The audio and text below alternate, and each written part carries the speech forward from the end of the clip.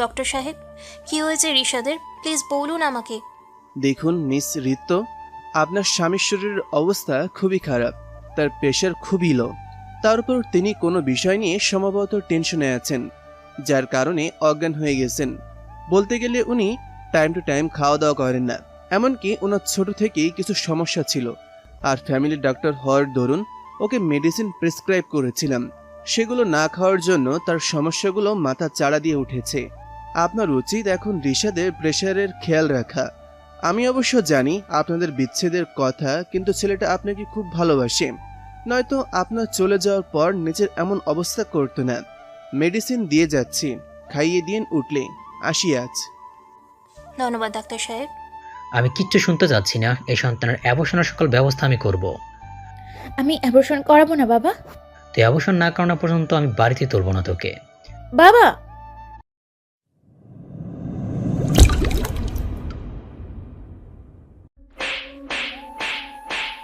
ঋতুর গালে টানা 4টা থাপ্পড় লাগিয়ে হাত দুটো দেয়ালে সজোরে আঘাত করল রিশাদ। ঋতু সামনে দাঁড়িয়ে কাঁদছে। রিশাদের হাত বেয়ে রক্ত জড়ে যাচ্ছে ক্রমাগত।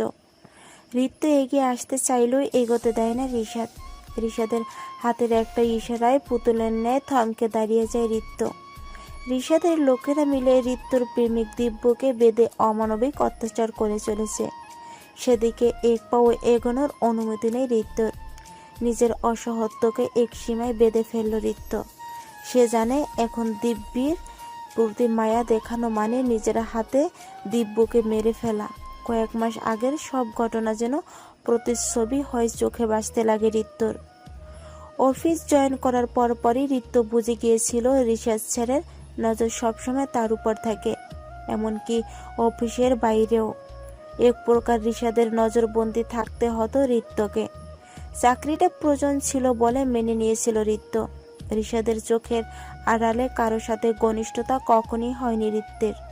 তবে ঋত্যের প্রতি রিশাদের এই অতিরিক্ত নিষেধাজ্ঞাগুলো মেনে নেওয়া কঠিন ঋত্যের জন্য। 12 ঘন্টা রিশাদের সামনে বসে কাজ করা এবং এই সমস্ত সময় রিশাদের পলকহীন দৃষ্টিতে অপেক্ষা করা অস্বস্তিকর লাগে ঋত্যের কাছে। 12 ঘন্টা রিশাদের সামনে বসে কাজ করায় এবং এই সমস্ত সময় রিশাদের পলকহীন দৃষ্টিকে উপেক্ষা করা অস্বস্তিকর লাগে ঋত্যের কাছে। রিশাদের টেবিলে প্রতিদিনের ন্যায় ব্ল্যাক কফিটা আজ নেই। নিমিষই মাথা ঘুরে উঠল রিশাদের। রোজ রিশাদ আসার 2 মিনিট আগে ঋত্য ব্ল্যাক কফি রেখে যায়, অথচ আজ তার ব্যতিক্রম। মুহূর্তের মধ্যেই মেজাজ খারাপ হয়ে গেল রিশাদের। টেবিলে পড়ে থাকা কালো রঙের সিম্পল ডিজাইনের কফি মগটা ছুঁড়ে মারল জানালার দিকে। সাথে সাথে জানালার কাঁচ ভেঙে কয়েক টুকরো হয়ে মগটা ফ্লোরে পড়ে রইল। কুয়াশার আচ্ছাদনে ঢাকা পড়েছে শহর, আর এই শহরের বুকে ঋত্য নামক মেয়েটার মায়া জড়িয়ে নিজের অতীতকে ভুলে বসেছিল রিশাদ, কিন্তু বোধহয় তার হলো না। মেয়েটার খোঁজ পেয়েছো? না স্যার। 1 ঘন্টার মধ্যে যদি মেয়েটা আমার সামনে এসে না দাঁড়িয়েছে, তাহলে তোমাদের সবাইকে আমি কোনো কথা ছাড়া শুট করে দেবো। I want that girl in front of my eyes. Do you got it? Yes sir. রিশাদের ধমক শুনে অপর প্রান্ত থেকে কল কেটে দিল ছেলেটা। রাগে কপালের রগটা স্পষ্ট ফুটে উঠেছে রিশাদের। মারাত্মক রেগে গেলেই রিশাদের কপালের রগটা ফুটে ওঠে। নিজেকে শান্ত রাখার চেষ্টা করেছে রিশাদ, কিন্তু প্রতারণা জিনিসটা সে কখনোই মেনে নিতে পারে না। আর আজ দ্বিতীয়বারের মতো নিজের প্রিয়দের কাছে প্রতারিত সে। সময় নিজ গতিতেই চলছে। টেবিলের উপর রিশাদের ফোনটা বেজে উঠল। কল রিসিভ করে কানে ধরল রিশাদ। স্যার, মেয়েটাকে পেয়ে গেছি। একটা ছেলের সাথে পালানোর মতলব ছিল। এখন আপনার 2 নম্বর আউট হাউসে বাংলোতে আছি আমরা। ছেলেটাকে বেঁধে রাখো, আমি 20 মিনিটের মধ্যে আসছি। ঋতুকে রুমে লক করবে। রিশাদ বেশ শান্ত কণ্ঠে কথাগুলো বলে কল কেটে দিল। ফোনটা পকেটে ঢুকিয়ে অফিস থেকে বেরোলো।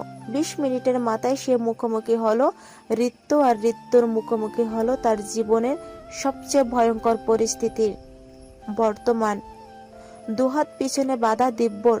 সামনের চেয়ারে বসে আছে, আরামে ব্ল্যাক কফি খাচ্ছে রিশাদ, তাও ঋত্যর হাতের। পাশে দাঁড়িয়ে থরথর করে কাঁপছে ঋত্য। এই ভয়টাই পাচ্ছিল ঋত্য। এজন্যই চাইনি যে দিব্যকে নিজের জীবনের সাথে জড়াতে। নিজের অনিশ্চিত ভবিষ্যতের সাথে দিব্যকে জড়িয়ে দিব্যর বেঁচে থাকাটা অবধি অনিশ্চিত করে ফেলল ঋত্য। ভাবতেই অশ্রুকণাগুলো চোখের কোণে এসে থমকে যাচ্ছে। দিব্যর জন্য যদি ঋত্যর এক বিন্দু চোখের জলও মাটিতে পড়ে, রিশাদ হয়তো দিব্যকে এখনই নির্মমভাবে মেরে ফেলবে। রিশাদের জারি করা সীমানায় ঋত্যর কাঁদার অধিকার নেই। একজোরপূর্বক হাসি হলেও ঝুলিয়ে রাখতে হবে ঠোঁটের কোণে। রিশাদের সীমানাকে অতিক্রম করে বাঁচতে চেয়েছিল ঋত্য, কিন্তু সেটাই তার জীবনের কাল হয়ে দাঁড়াবে তা সে বোঝেনি। রিশাদের বাসার সামনে দাঁড়িয়ে আছে ঋত্য, পরনে সাদা নীল সালোয়ার কামিজ, ওড়নাটা চাদরের মতো গায়ে জড়ানো। কুয়াশায় ঝাপসা হয়ে গেছে চারপাশ, শিশির বিন্দুর ছিগ্নতায় ঘাসগুলো যেন চিরসুপ্ত। ঘরের জানালা দিয়ে নিচের দাঁড়িয়ে থাকা ঋত্যকে দেখছে রিশাদ। মেয়েটা কাঁপছে, কিন্তু বিন্দু মাত্র দয়াকে নিজের মনে স্থান দিচ্ছে না রিশাদ। মেয়েটা যা করেছে তার জন্য এই শাস্তিগুলো তার প্রাপ্য। কফির মগে চুমুক দিতে দিতে শিশিরে ভেজা ঋত্যের চুলে নজর পড়ল রিশাদের। এই মায়াবী চুলের বাঁধনে রিশাদকে বাঁধলে কি ক্ষতি হতো মেয়েটার? কেন সে অন্য কারো প্রতি আকৃষ্ট হলো? কি করে পারলো এটা করতে? শীতের প্রকোপে জ্ঞান হারিয়ে ফেলার মতো অবস্থা ঋত্যের। এমনিতেই সামান্য ঠান্ডা পানিতেই তার জ্বর হয়, আর এই প্রচণ্ড শীতে তো সে রীতিমতো বরফ হয়ে জমে গেছে। আচমকাই জ্ঞান হারিয়ে পড়ে গেল ঋত্য। ব্যালকনিতে দাঁড়িয়ে সবই দেখছিল রিশাদ। আচমকা ঋত্যের এভাবে পড়ে যাওয়া দেখে নিচে ছুটে এলো রিশাদ। ঠান্ডার কারণে অজ্ঞান হয়ে গেছে মেয়েটা। ঋত্যকে কোলে তুলে শোবার ঘরে নিয়ে এলো রিশাদ। ঋত্যকে বিছানায় শুয়ে দিয়ে গায়ে কাঁথা জড়িয়ে দিল। ভেজা চুলগুলো থেকে টপ টপ করে পানি গাল বেয়ে গলায় পড়াচ্ছে। অদ্ভুত এক নিঃস্বার্থ সে দৃশ্য, কিন্তু নিজের ক্রোধের কাছে হার মানল রিশাদ। মায়ের দৃষ্টিতে আর তাকাতে পারল না ঋত্যের দিকে। করুণ দৃষ্টিতে তাকিয়ে রইল ঋত্যের দিকে। ঋত্যের চুল মুছে দিয়ে অন্য রুমে চলে গেল রিশাদ। হ্যালো, বলো। আমি আপনার কথা মতো সব করেছি। প্লিজ, দিব্যর যেন কোনো ক্ষতি না হয়। হবে না, এরপর যা যা বলছি সব মেনে চলবে।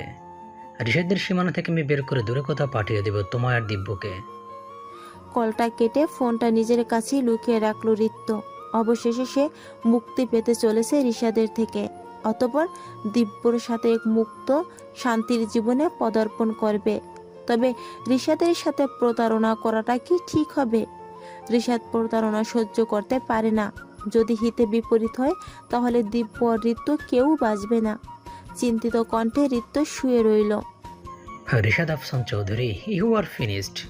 তোমাকে শেষ করার সবচেয়ে দুর্বল কিন্তু সবচেয়ে কার্যকরী হাতিয়ার পেয়ে গেছি আমি। বলেই অট্ট হাসিতে ফেটে পড়ে লোকটা। লোকটার হাতে থাকা রিভলভারটা ঘুরাতে থাকে সে। এক ভয়ঙ্কর খেলার সূচনা করেছে সে। ভালোবাসার প্রতারণার সবচেয়ে ভয়ঙ্কর এক খেলা। রিশাদ ঋত্যের ঘুম ভাঙার অপেক্ষায় ছিল। ঋত্যের ঘুম ভাঙতেই সে ব্রেকফাস্ট টেবিলে সাজিয়ে বাসা থেকে বেরিয়ে যায়। ঋত্য নিচে নেমে আশেপাশে কাউকে খুঁজে পায় না। রিশাদ বাসাতে সবসময় একা থাকতেই পছন্দ করে। গার্ড অবধি রাখে না সে। ডাইনিং টেবিলে বসতেই বাটার লাগানো ব্রেডের প্লেটের পাশে একটা চিরকুট পায় ঋত্য। চিরকুটটা খুলে পড়তে শুরু করে ঋত্য। ব্রেকফাস্ট করে অফিসে চলে আসবে। আধ ঘন্টার মধ্যে আমার টেবিলে ব্ল্যাক কফি যেন পাই আমি। রিশাদের থ্রেটে রীতিমতো হাত পা কাঁপতে শুরু করে ঋত্যের। খাবার তো গলা দিয়ে নামবেই না, কিন্তু এভাবে ফেলে গেলে রিশাদ তাকে আস্ত রাখবে না। আর ঋত্য চায়ও না এমন কিছু করতে যাতে এ বাড়ি থেকে তাকে বের হতে হয়। আপাতত ঋত্যের সবচেয়ে বড় এই রিস্ক কাজ হলো রিশাদের বিশ্বাস অর্জন করে এ বাড়িতে থাকা। জরুরি কিছু কাজ শেষ করে অফিসের দিকে যাচ্ছে ঋত্য। ঋত্যের আধ ঘন্টা সময় শেষ হতে আর 8 মিনিট বাকি।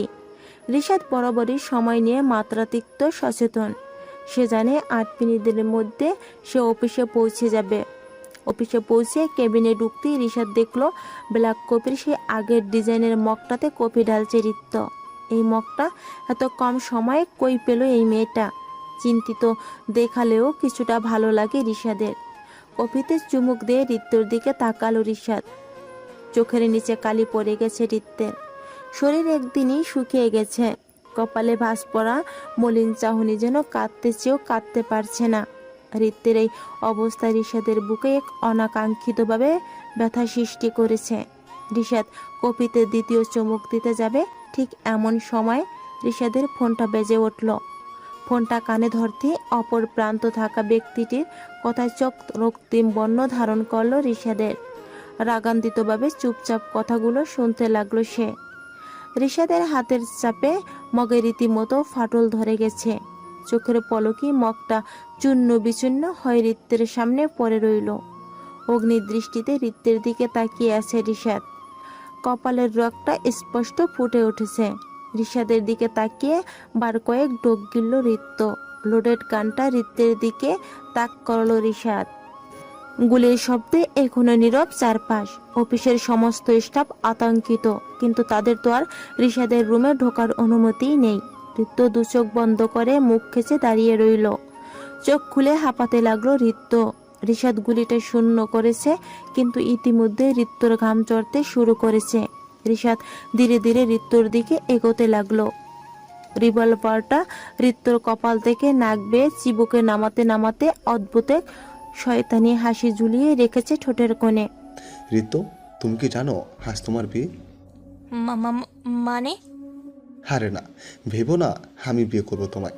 তুমি যেরকম ফ্যামিলি থেকে বিলং করো, তারা যেমন ছেলের সাথে তোমার বিয়ে দিতেন সেরকম ছেলের সাথেই বিয়ে হবে। বড়লোক বয়স্ক। বাসায় যাও, গেট রেডি। যে ভুলগুলো করেছো তার শাস্তি পাওয়ার জন্য বি রেডি। রিত্তের হৃদয় স্পন্দনের গতি বেড়ে গেল। রিশাদ কি সব জেনে গেল? রিশাদের দমকে দ্রুত অফিস থেকে বেরোলো রিত্ত। এটা তুমি ঠিক করে নৃত্য। আমি জানি না দিব্যকে বাঁচাতে তুমি কার সাহায্য নিয়েছো, কিন্তু তা আমি জেনেই ছাড়বো। আর দিব্য কতদিন পালিয়ে বাঁচতে পারো আমি দেখবো। রিভলভারটা হাতের মধ্যে ঘুরাতে ঘুরাতে বলতে লাগলো রিশাদ। দিব্যকে বাঁচানো যে রিত্তর একার কাজ নয় তা বেশ বুঝতে পারছে রিশাদ, কিন্তু রিত্তর সাহায্য কে করতে পারে? রিশাদের কোনো শত্রু নতুন করে মাথাচাড়া দিয়ে ওঠার চেষ্টা করছে। দিব্যকে নিরাপদ কোনো জায়গায় পাঠিয়ে দাও। এবার আমি দেখব রিশাদ আফসান কি করে নিজেকে আমার ষড়যন্ত্রের বেড়াজাল থেকে মুক্ত করে। বলে আগের ন্যায় অট্ট হাসিতে ব্যস্ত লোকটা। বস, সর্বনাশ হয়ে গেছে। রিশাদ আফসান রিত্তের বিয়ে ঠিক করছে। কি? চিন্তিতভাবে কয়েকবার পায়চারি করতে করতে আবার চিৎকার করে হাসতে লাগলো লোকটা। তার এই হাসির কারণ সহযোগীরা বুঝতে না পেরে হা করে তাকিয়ে রইল। এখনো হেসেই চলেছে লোকটা। পরনে কালো খয়েরি বর্ণের শাড়ি, খোপা করা চুলের রজনীগন্ধার গাজরা বসানো, চোখের কাজল, কানে দুল, হাত ভর্তি চুড়ি। রিত্তরে সাজ দেখলে আজ হয়তো রিশাদ আবার তার মায়া জড়িয়ে যাবে, কিন্তু রিশাদকে তার নিজের মায়া জড়াতে চায় না। হয়তো এবার দিব্যকে নিয়ে মুক্তি পায়রা হয়ে বেঁচে থাকাটা আর সম্ভব হবে না রিত্তর। রিত্তর সামনে আয়নায় থাকা প্রতিবিম্বটা যেন তাচ্ছিল্য করতে চাচ্ছে। শাড়ি সামলে উঠে দাঁড়ালো রিত্ত। গাড়ির আওয়াজেই বুঝতে পারলো রিশাদ চলে এসেছে, আর হয়তো রিশাদের সাথেই চলে এসেছে রিত্তর অনিশ্চিত ভবিষ্যৎ। সিঁড়ি বেয়ে নিচে নামতে লাগলো রিত্ত। রিত্তকে সিঁড়ি দিয়ে নামতে দেখে কয়েক সেকেন্ডের জন্য থমকে যায় রিশাদ। এই মেয়েটাকে নিজের দুর্বলতা করতে চেয়েছিল রিশাদ, কিন্তু রিত্ত যে রিশাদের দুর্বল জায়গাতেই আঘাত করবে তা তো সে জানতোই না। রিশাদ সিঁড়ি বেয়ে উপরে উঠতে এক মহিলা এবং দুজন পুরুষ বাড়িতে ঢুকলো। রিত্ত তাদের বসতে বলল। খুব সম্ভবত এরাই রিত্তর অনিশ্চিত ভবিষ্যতের চাবিকাঠি। প্রায় 30 বছর বয়সী পুরুষটা বেশ লোভাতুর দৃষ্টি রিত্তর দিকে তাকিয়ে আছে। রিশাদ এসে তাদের সামনাসামনি সোফায় বসলো। পরনে হোয়াইট টি শার্টের সাথে ব্ল্যাক ট্রাউজার, চুলগুলো থেকে টুপ টুপ করে পানি কপালে বেয়ে পড়ছে। এইটুকু সময় শাওয়ারও নিয়ে ফেলেছে লোকটা। অদ্ভুত সব খেলাই আসছে রিত্তর মাথায়। রিশাদ কথা বলছে লোকটার সাথে। রিশাদের ঠোঁটের নড়া দেখছে রিত্ত। রিশাদের দিকে রিত্তর এমন দৃষ্টি বেশ অপমানের মনে হলো মহিলার কাছে।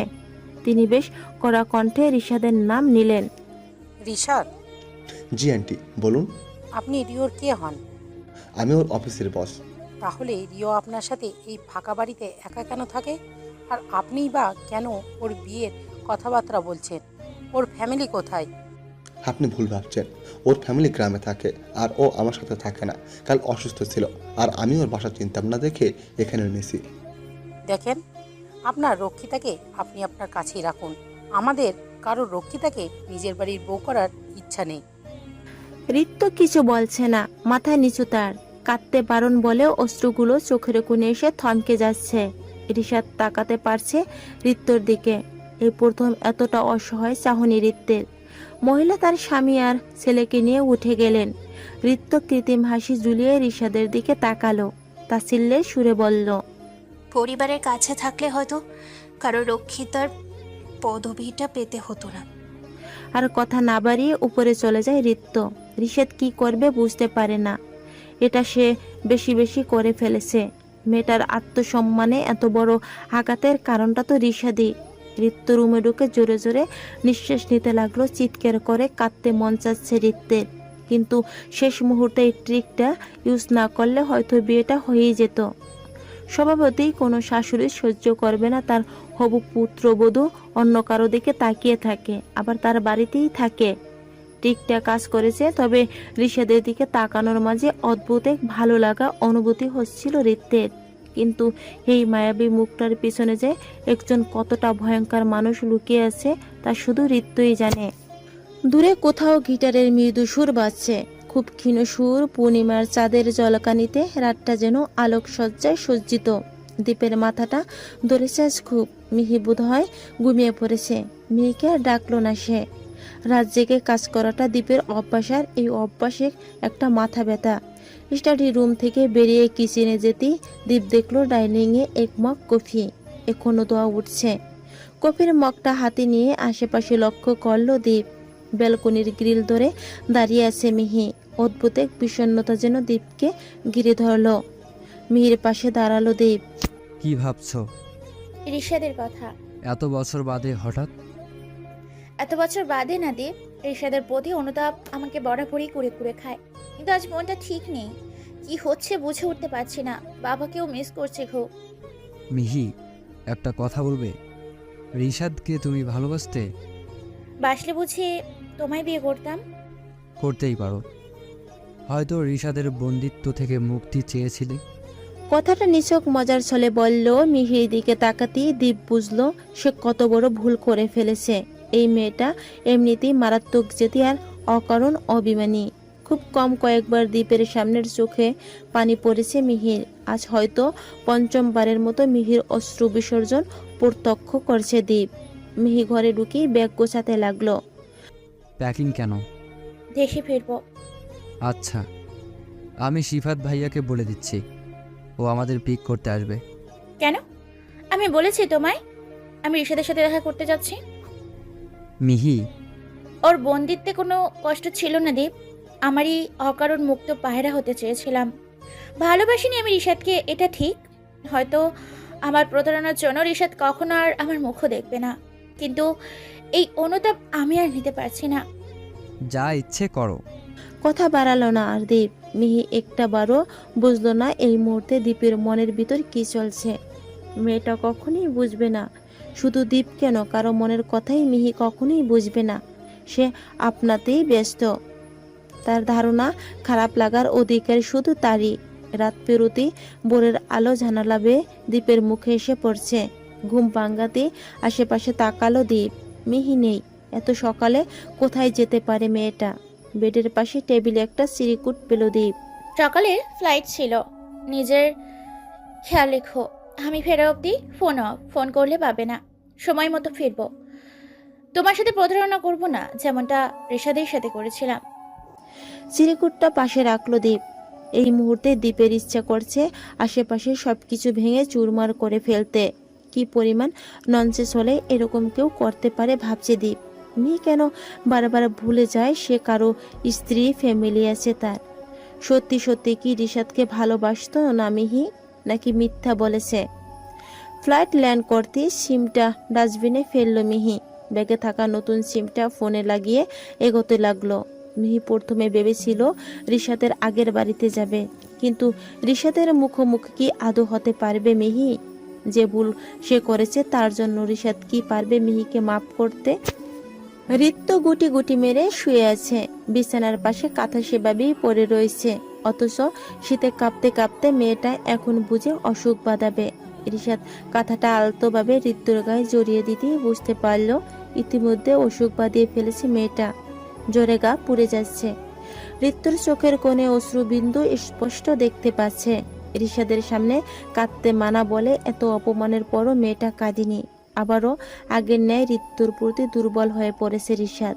তবে এই দুর্বলতা শুধু একটা দুর্বলতা নয়, এর একটা নাম দেওয়া যেতে পারে, হয়তো ভালোবাসা।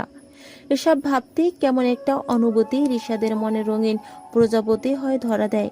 কিন্তু দিব্যর মুখটা মনে পড়তেই রিশাদের সমস্ত অনুভূতি যেন কর্পূরের ন্যায় উবে যায়, কিন্তু মায়া কাটাইয়ে উঠতে পারে না। পানির বলার জলপট্টি নিয়ে বিছানার এক পাশে বসে রিশাদ আলতোভাবে ঋতুর মাথায় জলপট্টি দিতে থাকে। হ্যালো শিফাত, জি ভাইয়া। তোমার ভাবি একা একা বিডিতে চলে গেছে, জানোই তো কত রিস্কি, যে জন্য আমি বাংলাদেশে কখনোই ফিরতে চাইনি। আমি চাই না সেরকম কিছু মিহির সাথে ঘটুক। আচ্ছা ভাইয়া, আমি ভাবিকে খোঁজার ব্যবস্থা করছি। আর শোনো, ওই লোকটা যেন কোনোভাবে জানতে না পারে মিহির সম্পর্কে। মিহি জাহানামার, ওর কিছু হলে ওদের কাউকেই আমি ছেড়ে দেখব না। নিজেকে বদলেছি আমি, কিন্তু এতটাও না যে মিহির উপর একটা আঁচড় অবধি লাগলে আমি কাউকে বাঁচিয়ে রাখবো না। দীপের কথা অদ্ভুত এক আশঙ্কা পাচ্ছে সিফাত। দীপের রাগ সম্পর্কে সে ভালোভাবে অবগত। মিহি দীপের অতীত না জানলেও সিফাত তো জানে। দীপ যখন ঠিক করেছে দেশে ফিরবে, তার পানে 5 বছরের আগে সে অসমাপ্ত অমীমাংসিত যুদ্ধটা আবার শুরু হবে। নিমেষে আতঙ্কে এসে বাসা বাঁধল সিফাতের মনে। ঋতু, ঋতু। আলতো স্বরে ঋতুকে ডাকতে লাগলো রিশাদ। জ্বর নেই এখন, তবে ঋতুর শরীর বেশ দুর্বল। ঘুমে বিভোর সে। এলোমেলো চুলগুলো সারা বালিশ আচ্ছন্ন করে রেখেছে। হিম শীতল বাতাসে চোখ মুখ লালচে হয়ে আছে। ঋতুর মুখটা যেন মাত্রাতিরিক্ত মায়াবী হয়ে ধরা দিচ্ছে রিশাদের মনে। রিশাদের খুব ইচ্ছা করেছে ঋতুকে একটুখানি ছুঁয়ে দিতে, কিন্তু ঋতুর মায়া জড়াতে ভয় হচ্ছে রিশাদের। আবারও প্রতারিত হতে যাচ্ছে না তো সে? কেন এনেছো এখানে আমায়? Leave me, just leave me. তোমার তো ছাড়া যায় না, তুমি যে দ্বীপের জান, আর দ্বীপের জান এখন আমার মুঠোয়। কে কে তোমরা? আর দীপ? দীপ কি করে চিনো? সে তোমার না জানলেও চলবে, শুধু জেনে রাখো খুব শীঘ্রই দ্বীপ শেষ হতে চলেছে, আর কারণটা হবে তুমি। লোকটার কথা শুনে গলা শুকিয়ে আসে মিহির। দেশে ফিরতেই কাদের পাল্লায় পড়ল সে। এয়ারপোর্ট থেকে বেরোতেই তাকে কেন এখানে ধরে আনা হলো? দ্বীপের সাথে এই গুন্ডাদের কি সম্পর্ক? কেন দ্বীপকে শেষ করতে চাচ্ছে এরা? অজস্র প্রশ্ন জমাট বেঁধে একটা বড়সড় ঝট বাঁধায় মিহির মস্তিষ্কে। মিহির জন্য চোখ খোলা রাখাটাও মুশকিল হয়ে পড়েছে। কড়া ডোজের ঘুমের ঔষধ নেশাদ্রব্য হয়ে কাজ করছে যেন মিহির উপর। আদো খোলা চোখ দিয়ে মিহির শুধু নিজের অনিশ্চয়তা দেখতে পাচ্ছে। লোকগুলো মিহির সকল কর্মকাণ্ড ভিডিও ধারণ করছে। কি হচ্ছে কিছুই বুঝতে পারছে না মিহি। একটা ছেলে এসে দাঁড়ালো মিহির সামনে। নিঃস্বার্থ অবস্থায় যেন মিহি বুঝতে পারল কোন এক অনাকাঙ্ক্ষিত ঘটনা ঘটতে চলেছে তার সাথে। ছেলেটা ধীরে ধীরে মিহির কাছে আসতে লাগলো। দুহাত বাঁধা মিহির কি করবে ঠিক বুঝে উঠতে পারছে না।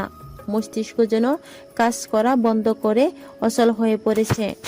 চোখ খুলতেই ঋতু অনুভব করে কেউ তার উপর ভর দিয়েছে। ধীরে ধীরে নিজের দিকে ভালোভাবে তাকায় ঋতু। রিশাদ বাচ্চাদের মতো ঋতুর পেটে মুখ গুজে আছে, জলপট্টিটা এক হাতে।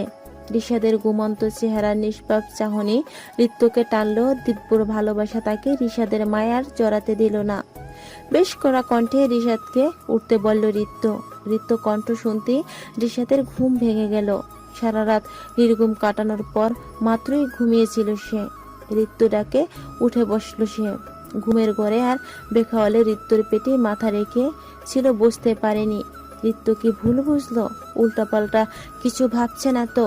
ছোট্ট একটা সরি বলে রুম থেকে বেরিয়ে হলের দিকে এগোলো রিশাদ। ঋতু রেডি হলো অফিসে যাওয়ার জন্য।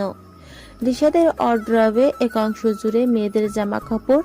ঋতু ভাবতো হয়তো রিশাদ মেয়েদের প্রতি দুর্বল, কিন্তু রিশাদের আশেপাশে তো দূরে থাক ত্রিসীমানাও ঋতু ব্যতীত কোনো মেয়ের ছায়া অবধি দেখেনি সে। রেডি হয়ে নিচে নামতে রিশাদের দিকে চোখ গেল ঋতুর। কালো রং বুঝি একটু বেশি প্রিয় ছেলেটার, তবে সচরাচর মতো ফর্মাল লুকটা আজ রিশাদের। কালো শার্টটা যেন কোনো রকম গায়ে জড়িয়েছে, হাতাগুলো বেসামালভাবে ছেড়ে দেওয়া, ঠিকমতো ফোল্ডারও করেনি, চুলগুলো এলোমেলো। রিশাদের এই অগোছালো অবস্থার সাথে একেবারেই পরিচিত নয় রিত্য। ছেলেটা বরাবরই ফর্মালার, আজ এমন ছন্ন ছাড়া কেন? দীপের মাথায় কাজ করা বন্ধ করে দিয়েছে। মিহির উপর মারাত্মক রাগ হচ্ছিল এতক্ষণ। যে ভয়টা দীপ পাচ্ছিল সেটাই সত্যি হয়ে গেল। শয়তানগুলো মিহিকে জিম্মি করলো। রাগে চোখ মুখ লাল হয়ে আসছে দীপের। ফোনে থাকা ভিডিও ক্লিপটা অটোপ্লে হচ্ছে। যদিও একবার দেখি দীপ বুঝে গেছে এটা দ্বিতীয়বার দেখা তার পক্ষে সম্ভব না। ফোন বিছানায় ছুঁড়ে ফেলেছে সে বহু আগেই। নিজের প্রচণ্ড অসহায় মনে হচ্ছে দীপের। মেয়েকে এত সামলানোর পরও মেয়েটা বারবার একই ভুলগুলো কেন করে বসে? মেয়েকে নিয়ে দীপের যত ভয়, আর এখন সেই ভয়গুলোই বাস্তব হয়ে ধরা দিচ্ছে।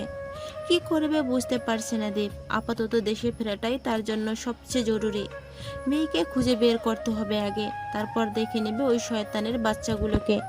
শিপাতকে বলে দেশে ফেরার এবং দেশে ফিরে পরবর্তী কাজকর্মের ব্যবস্থা করে ফেলে দীপ।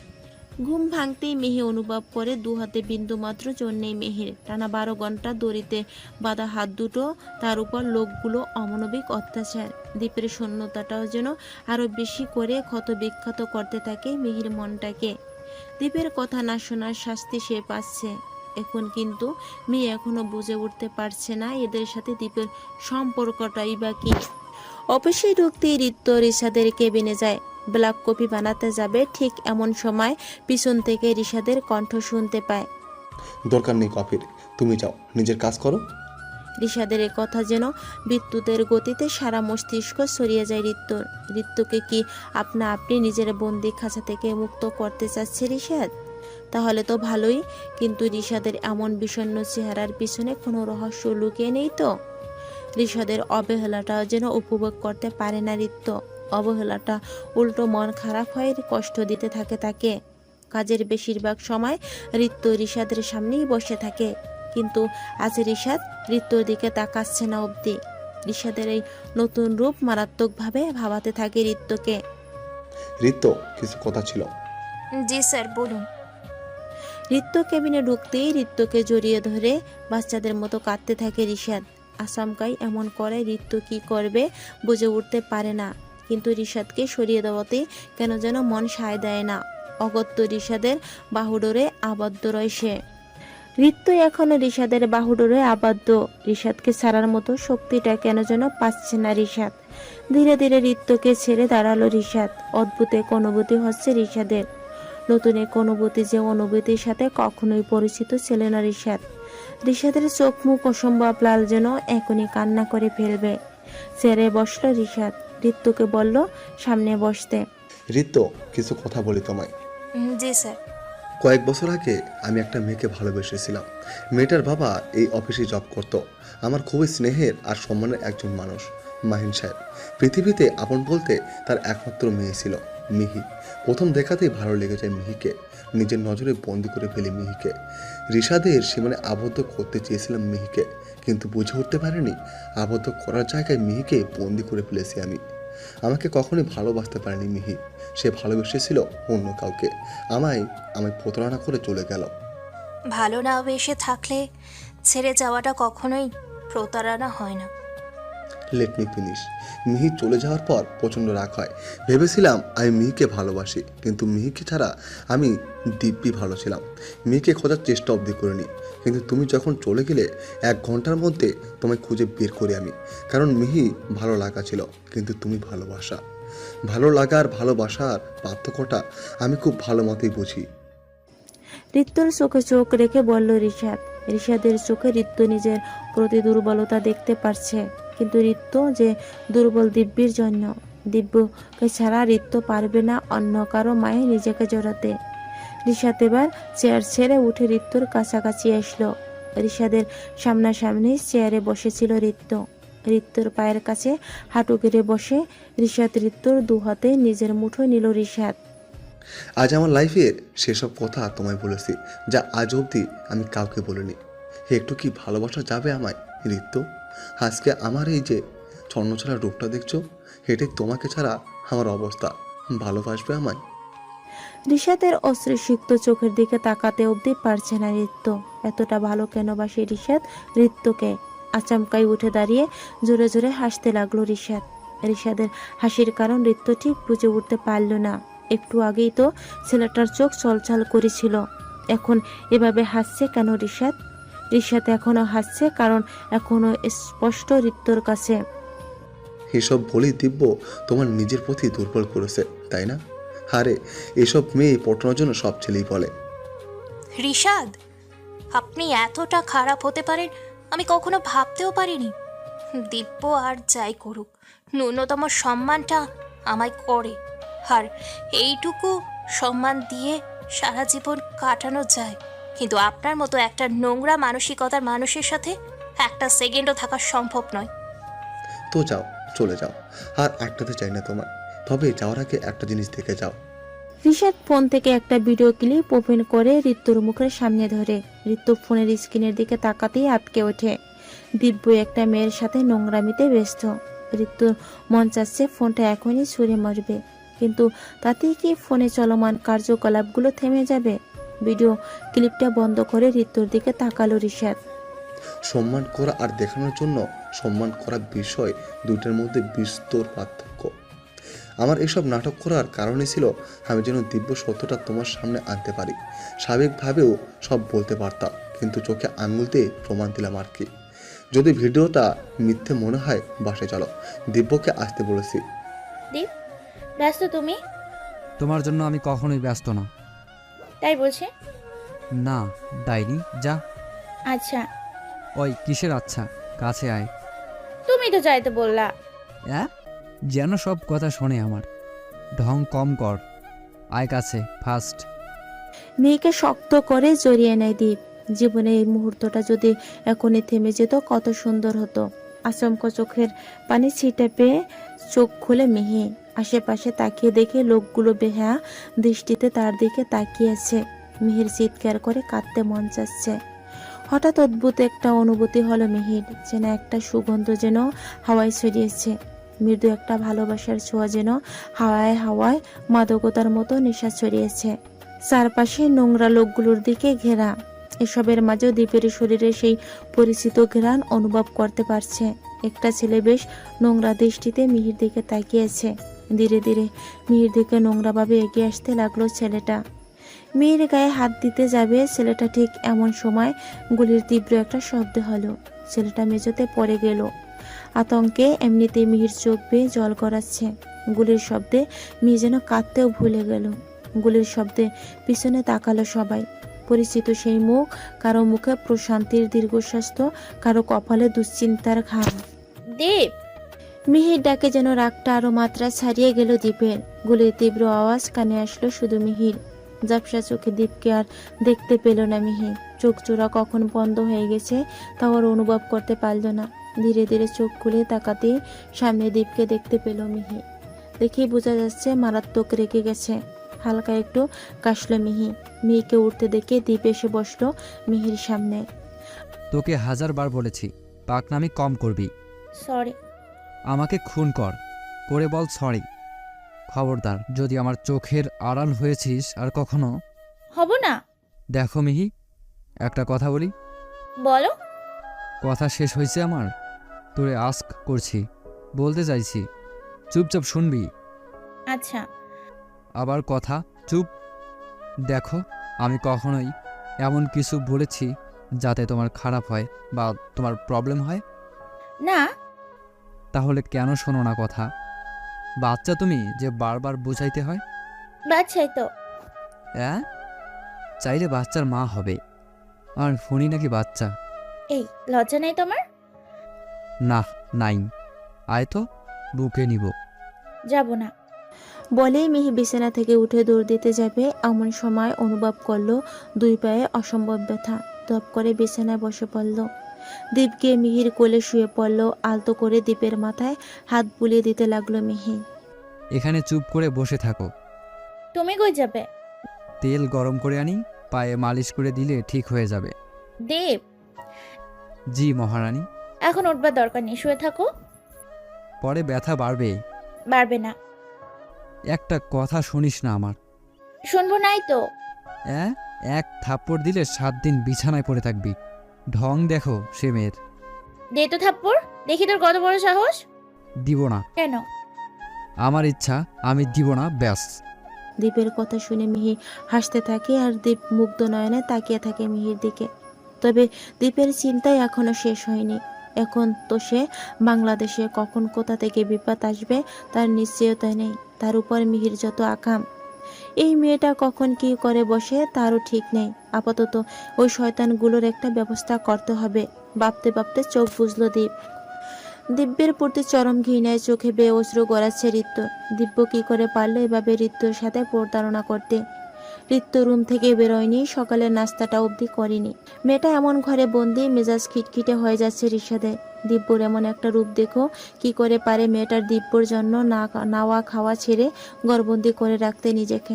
ঋষাদ নাস্তার প্লেট হাতে নিয়ে ঋত্যর রুমে ঢুকলে ঋষাদকে দেখে চোখের জল মুছে খানিকটা সোজা হয়ে মাথা নিচু করে বসলো ঋত্য। নাস্তা ডেকে যাচ্ছি, খেয়ে নিও। আমিও অফিস যাব আপনার সাথে। বেশ, নাস্তা খেয়ে রেডি হয়ে নাও ফার্স্ট। কথাটুকু বলে ঋষাদ ঋত্যর রুম থেকে বেরিয়ে যায়। ঋত্যের সামনে প্লেট রাখা, সিদ্ধ ডিম, আপেল আর ব্রেড জ্যাম রাখা প্লেটে। এসব খাবার দেখে গা গুলিয়ে উঠল ঋত্যুর। ঋষাদ ছেলেটা সারা বেলা কি সব অখাদ্য কুখাদ্য খায় ভাবতে মেজাজটা খারাপ হয়ে গেল। ব্রেডটা কোনো রকম খেয়ে রেডি হয়ে প্লেটটা ডাইনিংয়ে রেখে গেল। ঋষাদ গাড়ির সাথে হেলান দিয়ে দাঁড়িয়েছে, কানে ব্লুটুথ, বেশ রুডলি কারোর সাথে কথা বলছে। ঋতু চুপচাপ ঋষাদের পিছনে এসে দাঁড়িয়ে রইল। কথা শেষ করে পিছনে ঘুরতে ঋতুর সাথে ধাক্কা লাগে ঋষাদের। ব্যালেন্স হারিয়ে পড়ে যেতে নেয় ঋত্য, কিন্তু ঋষাদ ধরে ফেলে। ঋত্য ভয়ে চোখ বন্ধ করে ফেলেছে। ধীরে ধীরে চোখ খুলতেই দেখতে পেল ঋষাদ তাকে ধরে আছে। স্বাভাবিক হয়ে দাঁড়ালো ঋত্য। ঋষাদ কেন যেন ঋত্যর দিকে তাকাচ্ছে না। আগে তো এমন করতো না। হঠাৎ কি হলো ঋষাদের যে সে ঋত্যর দিকে তাকাচ্ছে না অবধি? অফিসে যেতেই বড়সড় একটা ধাক্কা খেল ঋত্য। দিব্য দাঁড়িয়ে আছে ঋত্যর কেবিনের সামনে। ঋত্যর রাগে হাত পা কাঁপতে শুরু করলো। ঋষাদ ঋত্যকে এড়িয়ে নিজের কেবিনে চলে গেল। ঋষাদের এই হেন বেপরোয়া ভাব মানতে কষ্ট হচ্ছে ঋত্যর, কিন্তু সেও কিছু না বলেই দিব্যকে উপেক্ষা করে নিজের সিটে বসলো। ঋত্য, তুমি আমায় এভাবে ইগনোর কেন করছো জানতে পারি? দিব্য, আমি আপনার সাথে কোনো রকম কথা বলতে চাই না, তাই আপনাকে অনুরোধ করছি আমার কেবিন থেকে বেরিয়ে যাওয়ার জন্য। কপালে হাতে ব্যান্ডেজ দিব্যর। খুব বাজেভাবে মেরেছিল ঋষাদ। একটুও কি মায়া হলো না ঋত্যর দিব্যর প্রতি? মুহূর্তে চোখ জলে ভরে আসলো দিব্যর। এতটা স্বার্থপর কিভাবে হয়ে গেল ঋত্য? ঋষাদের মায়া পড়ল সে, নাকি ঋষাদের টাকার মোহে? ঋষাদ আফসান চৌধুরীর সমস্ত আপডেট আমার চাই। যে করেই হোক বের করো ওর খবর। আর এই ঋত্যুর কোনো আপডেট নেই কেন? ও পোল্ট্রি খায় নাই তো? এই মেয়ে যাত্রারই ভরসা নাই, কখন মন কোন দিকে মনে হয় বোঝা মুশকিল। রাগে মাথাটা ফেটে যাচ্ছে লোকটার। সে ভাবছে, একে তো দ্বীপের দুর্বলতাটা হাত ফসকে পালিয়েছে, আর দ্বীপও দেশে। ভুল করেও যদি ওদের ভুল বোঝাবুঝি মিটে যায়, আমি তো শেষ হয়ে যাব। শিট। দীপ, আমার পেটে ব্যথা করছে। বেবি আছে পেটে? ধ্যাত, তুমি এত নির্লজ্জ কেন? তাই নাকি? তাহলে কাল থেকে বোরকা পরবনি। ভালো, যা সর। একটুও সম্মান নাই, বরকে তুই করে বলে। দীপের কথা শুনে মিহি জোরে জোরে হাসতে লাগলো। হাসতে হাসতে রীতিমতো গড়াগড়ি খাচ্ছে এমন অবস্থা। হাসতে হাসতে দীপের গলা জড়িয়ে ধরল মিহি। দীপের কাছে এসে চোখ টিপ মারল। দীপ তা দেখে মিহি হেসে যাচ্ছে দীপের অবস্থা দেখে। আচমকা গুলির তীক্ষ্ণ আওয়াজে ভাসটা ভেঙে ফুলরে পড়ে গেল। দীপ মিহিকে শক্ত করে বুকে জড়িয়ে নিয়ে ড্রয়ারে থাকা রিভলভারটা তাক করলো। সেদিক থেকে গুলিটা এসেছিল। মিহি ভয়ে গুটি গুটি মেরে দীপের বুকে লুকিয়ে আছে। আচমকা এমন একটা ঘটনা ঘটে যাবে তা মিহি কিংবা দীপ কেউই বুঝে উঠতে পারেনি। জানালা বন্ধ করে সিফাতকে কল দেয় দীপ। বেশ কিছুক্ষণ কথা বলে ফোন রেখে মিহির কাছে আসে দীপ। এমনিতেই সাহসী সাজলেও ভিতরে ভিতরে এই মেয়েটা ভিতরে ঢিপ। মিহির কোলে মাথা রেখে চোখ বন্ধ করলো দীপ। দীপ, চলো ফিরে যাই। এত সহজ না শোনা সব কিছু। দেশে আসাটা যতটা বিপজ্জনক ছিল, তার চেয়ে অনেকাংশ বেশি বিপজ্জনক হবে ফিরে যাওয়া। তাছাড়া ওরা দ্বীপের উইক পয়েন্ট জেনে গেছে, বারবার চেষ্টা করবে তোমায় আঘাত করার। তোমাকে নিয়ে আমি আর 1% রিস্কও নিতে ইচ্ছুক না। এতটা ভালো কেন বাসো? শুধু ভালো না, খারাপও বাসি। বুঝলেন ম্যাডাম? মিহি মুচকি হেসে দীপের কপালে হাত বুলাতে লাগলো। দীপের চোখ বন্ধ। বড্ড মায়াবী লাগছে দীপকে। দীপের মায়ে ডুবে নিজেকে ধ্বংস অবধি করে ফেলতে পারে মিহি। আচমকা ফোনে রিং বেজে ওঠায় কাজে ব্যাঘাত ঘটল ঋতুর। ফোনে হাত নিয়ে দেখলো রিশাদের text. Get ready in 10 minutes. We are going to somewhere. রিশাদের টেক্সটে বেশ খানিকটা অবাক হলো ঋতু। আচমকা এমন টেক্সট কেন করলো রিশাদ?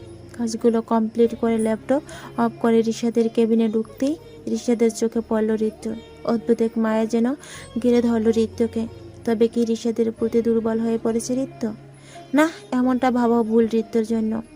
ল্যাপটপটা বন্ধ করে ঋতুকে নিয়ে গাড়িতে এসে বসলো রিশাদ। নিশ্চিন্তে ড্রাইভ করছে রিশাদ, কিন্তু ঋতুর মনে অজস্র প্রশ্ন উঁকে দিচ্ছে। রিশাদ কোথায় নিয়ে যাচ্ছে ঋতুকে? আচমকা গাড়ি থেমে নেবে রিশাদ। তুমি বসো, কথাটা বলি। কাজী অফিসে ঢুকে যায় রিশাদ। ঋতুর ভয়ে গলা শুকিয়ে আসছে। রিশাদ তাকে কাজী অফিসে কেন এনেছে? আবার কার সাথে ঋতুর বিয়ে ঠিক করে ফেলল রিশাদ? হঠাৎ ফোন বেজে উঠতেই গা শিউরে উঠল ঋতুর। ফোনটা তুলে কানে ধরতেই অপর পাশ থেকে চেঁচালো কণ্ঠে শুনতে পেল। এসব কি? সব কিছু ভুলে গেছো নাকি? বলেছি তো দিব্য আর তোমার সেফটি আমার হাতে। দিব্য নাম অবধি শুনতে চাই না আমি। হো একটা প্রতারক। আর ঋষাদ চৌধুরী ভুল বুঝেছে আর তুমিও ভুল বুঝে গেলে। কি প্রুফ দেখিয়েছে ঋষাদ তোমায়? একটাবার চেক করে দেখেছিলে? দিব্যকে প্রশ্ন করেছিলে? এত বোকা তুমি ঋত্য। আর ঋষাদ আফসান চৌধুরীর মতো চৌকুশ একটা লোকের কথা এত সহজে বিশ্বাস করে নিলে? আশা করছি আমার কথাগুলো মাথায় ঢুকেছে। কল কেটে গেল। ঋত্য কি করবে বুঝে উঠতে পারছে না। ঋষাদ এতটা নিচে নামতে পারে তা কখনোই ঋত্য ভেবে উঠতে পারেনি।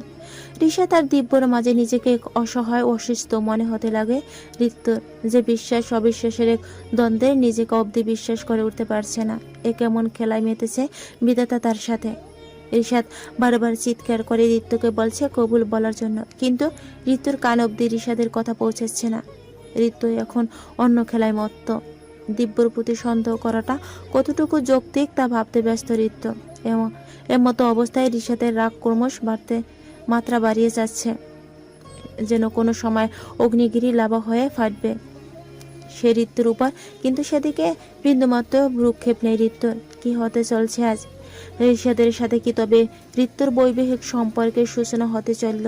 ঋত্য কি আদৌ পারবে দিব্যকে ভুলে ঋষাদকে মনের কোথায় স্থান দিতে? প্রশ্নগুলো পেছালো হচ্ছে, কিন্তু যার উত্তর পাওয়া যাচ্ছে না। পরিস্থিতি হয়তো বলে দিতে পারবে কি হতে চলেছে তাদের জীবনে। গাড়ির কাছে হেলান দিয়ে আছে ঋত্য। নোনা জল গাল গড়িয়ে পড়েছে, তবে তা ঋষাদের চোখে ধরা দিচ্ছে না। কয়েক প্রহর আগে কি হয়ে গেল তা আজ করতে যেন কান্না আছে ঋত্য। কি করে পারলো সে কবুল বলতে? চাইলেও কখনোই বিয়ে মানতে পারবে না ঋত্য, কিন্তু দিব্যের জন্য এমনটা করতে সে বাধ্য। বিয়েটা না করলে লোকগুলো দিব্যকে মেরে ফেলবে, অথচ ওই লোকটা এক সময় বলেছিল দিব্য আর তার সেফটি তাদের হাতে। নিজ সাথে মানুষ কত রং যে ধারণ করে, এসব কথা ভাবতেই চোখ ছলছল করতে লাগলো ঋত্যুর। ঋষাদ গাড়ি থামালো। ঋত্য, আমি আর যাই করি তোমার সাথে এমন কিছু করবো না যা তোমার খারাপ লাগবে। এই বিয়েটা আমার খারাপ লাগেনি তা কে বললো আপনাকে? বিয়ে না করে নিজের কাছে রাখতে চাইনি, এখন না চাইলেও ঋষাদের নজরে বন্দি তুমি। ঋষাদের কথা শুনে মাথা নিচু করে ফেললো ঋত্য। খারাপ লাগছে না তার, একটুও না, বরঞ্চ মনে হচ্ছে সময়টা এখানেই থেমে গেলে বুঝি ভালো হতো। হঠাৎ এমন অনুভূতি হওয়ার কারণটা ঠিক ধরতে পারে না ঋত্য। নতুন করে ভাবতে নেবে এমন সময় ঋষাদ তাড়া দেয় বাড়ির ভিতরে ঢোকার জন্য। বেশ শীত পড়েছে বাইরে, কুয়াশার রাস্তাটা অবধি দেখতে পাওয়া মুশকিল। জানালার পাশে দাঁড়িয়ে আনমনে অনেক কিছু ভাবতে ব্যস্ত ঋত্য। খুঁজতে ব্যস্ত সে জীবনে হারিয়ে যাওয়া ছন্দ। কফি ঠান্ডা হয়ে যাচ্ছে। আমি কফি খাই না। আগে বলতে পারতে, চা করে আনতাম। আমার পছন্দ অপছন্দের এতটা মূল্য কি আদৌ আছে আপনার কাছে? দিব্যপথে তোমার সব পছন্দের মূল্য আছে আমার কাছে। দিব্য আমার পছন্দ না মিস্টার চৌধুরী, সে আমার ভালোবাসা। আর পছন্দ ভালোবাসার মধ্যে পার্থক্য কিন্তু বিস্তর। রাত অনেক হয়েছে, তুমি ঘুমিয়ে পড়ো, আমি পাশের রুমে আসি, কোনো দরকার লাগলে ডাক দিও। প্রয়োজন পড়বে না। ঋষাদ চলে যেতেই দরজা লাগিয়ে দিল ঋত্য। ফোনে টুং করে একটা আওয়াজ হলো। ফোন হাতে নিল ঋত্য। দিব্যর মেসেজ। তোমায় কখনো ভুল বুঝবো না আমি, শুধু বলবো ভালোবাসি। Waiting for you my love. দিব্যর মেসেজ দেখে কিছুটা স্বস্তি পায় ঋত্য। এতটা ভালো কেউ কিভাবে বাসতে পারে কাউকে? দিব্যর ছবিটাতে চুমু খেয়ে ফোনটা বুকে জড়িয়ে নেয় ঋত্য। দেব, ও দেব, শোনো না, বলেন মহারানী। আমি আইসক্রিম খাবো। দরজা লক করো, আমি নিয়ে আসছি। আর শোনো, আমার কাছে স্পেয়ার কি আছে, তাই নক করব না। কেউ নক করলে খবরদার খুলবা না। ওকে। দীপ আইসক্রিম নিতে চলে গেল। মিহি কি করবে ভাবতে ভাবতে রান্নাঘরের দিকে গেল। নুডলস ছাড়া তেমন কিছু দেখলো না রান্নাঘরে। অবশ্য অন্য কিছু থাকলেও লাভ হতো না, নুডলস ছাড়া আর কিছু তো বানাতে পারে না মিহি। অবশেষে ভাবলো নুডলসটাই রান্না করবে। গ্যাস অন করে লাইটটা হাতে নিতেই ফোন বেজে উঠল মিহির। নতুন নম্বরটা তো কারো কাছে নেই, তবে কে করলো কল। লাইটটা রেখে ফোন হাতে নিতেই মিহি দেখলো অপরিচিত নম্বর। ফোনটা কানে ধরে হ্যালো বলল মিহি, কিন্তু অপর পাশ থেকে কোনো আওয়াজ শোনা যাচ্ছে না। বেশ কয়েকবার হ্যালো বলার পরও কোনো আওয়াজ শোনা গেল না। বিরক্ত হয়ে ফোন রেখে দিল মিহি।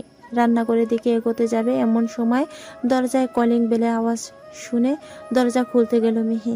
দরজা খুলতেই মুখে কেউ একটা রুমাল চেপে ধরল মিহির। তৎক্ষণাৎ তার মুখে মনে পড়ল দীপ বলেছিল কেউ নক করলে দরজা না খুলতে। আইসক্রিম আর রাতের খাবার নিয়ে বাড়ির দিকে আসছিল দীপ। আচমকা বেশ জোরে সিলিন্ডারে ব্লাস্ট হওয়ার একটা শব্দ পেল। বাড়ির দিকে দৌড়ে আসতে দেখলো সারা বাড়িতে আগুন লেগে গেছে। হাতের সব কিছু ফেলে দ্রুত ভেতরে ঢোকার চেষ্টা করল দীপ। ব্যর্থ চেষ্টা। আগুনের তীব্রতা এতটাই যে দরজার কাছে অবধি যাওয়া যাচ্ছে না। মুহূর্তে চোখের অন্ধকার দেখতে লাগলো দীপ, তবে নিজেকে সামলে নিল। সিলিন্ডার ব্লাস্ট হয়ে এত বড় আগুন লেগেছে মানে? গ্যাস সারা বাড়িতে ছড়িয়েছিল। তাহলে মিহির বুঝতে পারার কথা বাড়ির দরজা আধ খোলা, অথচ গাধার আগে বলেছিলাম দরজা না খুলতে। গাধাই একটা। আবার কোথায় নিয়ে গেল ঋষাদ? ওই করেছে এসব। ভেবেছিলাম তোর মুখোমুখি কোনোদিন হব না, কিন্তু তুই বাধ্য করলি। গেট রেডি ঋষাদ আফসান চৌধুরী, তোর সাথে আবার দেখা হচ্ছে। রাগে চোখ দিয়ে আগুন জ্বলছে দীপের। ঋষাদ আফসান চৌধুরী। ঋষাদের নাম ধরে কেউ চিৎকার করছে। চিৎকার শুনে ঋতুর ঘুম ভেঙে যায়। ঋষাদ কি শুনতে পাচ্ছে না এসব? পেলে তো এতক্ষণে চেঁচামেচি বন্ধ হওয়ার কথা। চোখে মুখে পানি দিয়ে নিচে নামে ঋতু। হলরুমে একটা লোক দাঁড়িয়ে চিৎকার করে যাচ্ছে। ঋতু নামার পরপরই ঋষাদ নেমে আসলো। চোখ লাল হয়ে যাচ্ছে ঋষাদের। সম্ভবত সারা রাত ঘুমায়নি। মুখ থেকে কেমন একটা বিশ্রী গন্ধ বের হচ্ছে। ঋষাদ মদ খেয়েছে। বিষয়গুলো পেঁচ লেগে যাচ্ছে ঋতুর মাথায়। তুই এখানে কি করছিস? মিহি কোথায়? দেখ দীপ, মিহি চলে যাওয়ার পর ওর সাথে আমি না দেখা করেছি না কথা বলেছি। আমি জানি না মিহি কোথায়। হো রিয়েলি? দেশে পা রাখতে না রাখতেই তোর লোক মিহিকে কিডন্যাপ করেছিল। এসব কি বুঝি না আমি? আমার লোক? দেখ দীপ, মিহির সাথে আমার কোনো কানেকশন নেই। আর সবচেয়ে বড় কথা, আমি জানি মিহি তোকে ভালোবাসে। তবে আমাকে ধোঁকা না দিয়ে গেলেও পারতো। চাইলেই তোরা পারতি আমি সব বলতে। আমার বেস্ট ফ্রেন্ড ছিলি। তোকে জানাতাম তুই মেরে ফেলতে মিহিকে, যেমনভাবে মিহির বাবাকে থ্রেট দিয়েছিলি। থ্রেট? মাইন সাহেবকে আমি কোনো থ্রেট দেইনি। ইভেন উনি তো তখন ফরেন ছিলেন। মিথ্যা। অন্তত আমার সামনে এসব নাটক করতে আসবি না। আমি কেন নাটক করতে যাব? তাহলে আমাদের মধ্যে মিস আন্ডারস্ট্যান্ডিং কে ক্রিয়েট করলো? তুই শান্ত হ, আমি ফ্রেশ হয়ে আসছি। 1 মিনিট। যা, কিন্তু এসব যদি তোর নাটক হয় পস্তাবি তুই। কথা শুনে দীর্ঘশ্বাস ফেলে ভিতরে গেল ঋষাদ। ফ্রেশ হয়ে ঋতুকে বলল 2 কাপ কফি আর নিচের জন্য চা আনতে। দীপ এখনও রাগান্বিত দৃষ্টিতে তাকিয়ে আছে ঋষাদের দিকে। লিসেন দীপ, আমি ঋতুকে ভালোবাসি। মেয়ের প্রতি যা ছিল তার নিতান্তই আবেগ। তবে ও আমায় খুব ভালো বন্ধু ছিল, যেমনটা তুই। আমি সত্যি জানতাম না তোরা দেশে। আসছি কয়েকদিন আগে। আমি বাইরে ছিলাম, এসে দেখি বাড়িতে আগুন। এত এক্সপ্লেইন করার টাইম নেই। মিহিকে কেউ কিডন্যাপ করেছে, ওকে বাঁচাতে হবে। মেয়ের ফোন ট্যাগ করেছিলি? লাস্ট লোকেশন বাড়িতেই ছিল, আর একটা আননোন নম্বর থেকে কল এসেছিল। সে আননোন নাম্বার টেস্ট করেছি। প্রাইভেট নম্বর, সম্ভবত সিম ডিসেবল করে দিয়েছে। কোনো তথ্য পাইনি ওই নম্বর থেকে। শিপাত কোথায়? ওকে দায়িত্ব দিয়েছি মিহিকে খোঁজার। আচ্ছা, একটা কথা, মাইন সাহেবকে নিজে বলেছিল যে আমি তাকে ঠেট দিয়েছি? না, একটা লেটার পাঠিয়েছিলেন যে তুই ওনাকে মারতে চাস। একটা ছবি ছিল তার সাথে, যেখানে তুই ওনার দিকে রিভলভার ধরেছিলি। আমি রিভলভার? ওয়েট, রিভলভার ধরেছিলাম, কিন্তু সেটা মাইন সাহেবের দিকে না। আমি টার্গেট প্র্যাকটিস করছিলাম। উনি সামনে চলে আসেন। এই মোমেন্টটাকেই কেউ ক্লিক করেছে আমি ভুল প্রমাণ করার জন্য। তুই সত্যি বলছিস? বিশ্বাস করতে পারিস, বেমান কখনই ছিলাম না। ঋতুর আসার শব্দে চুপ হয়ে যায় রিশাদ। কপি রেখে ঋতু রুমে যেতে নিতে ফোনে মেসেজ আসে। মেসেজ দেখা মাত্র ঋতুর মুখ বিবর্ণ হয়ে যায়। ঋতুর ভাবভঙ্গি দেখে রিশাদ বুড়ো কুসকে তাকায় তার দিকে।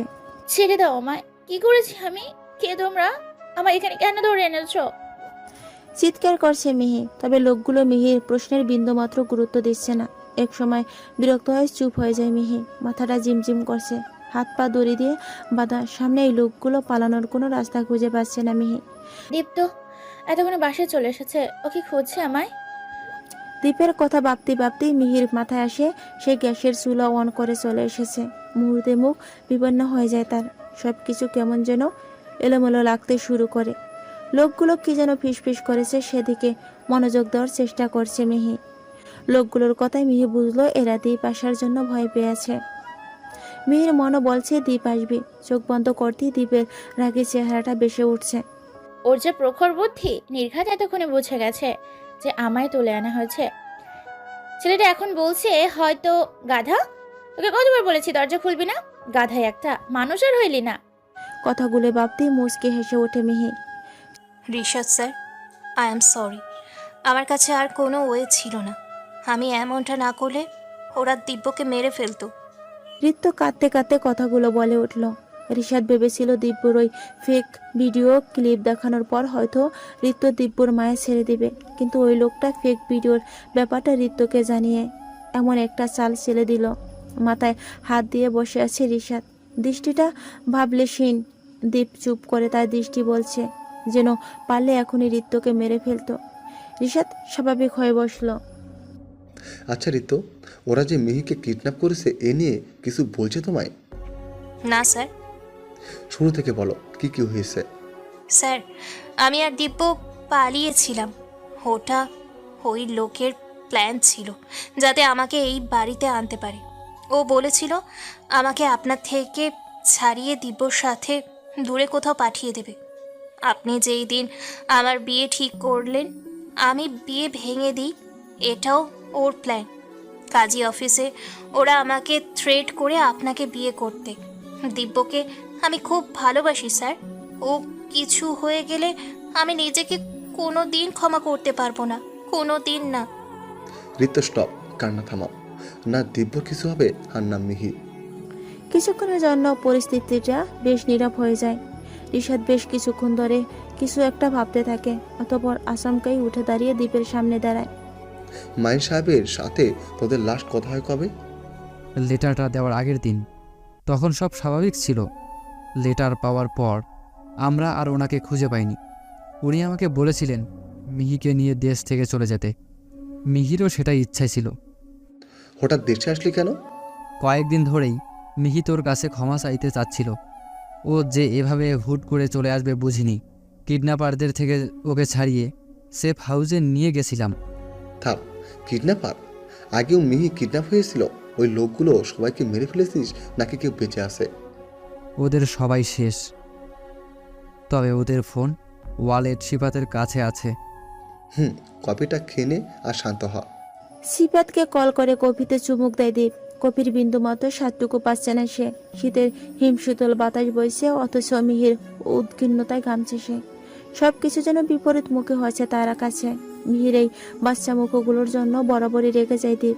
তাও শুধরায় না মেয়েটা। কফির মগটা হাতে দ্বীপের, কিন্তু কফিটার খেতে পারল না। সিফাত আসতেই মগটা রেখে তীক্ষ্ণ দৃষ্টিতে পর্যবেক্ষণ করতে লাগলো কিডন্যাপারদের ওয়ালেট আর ফোন।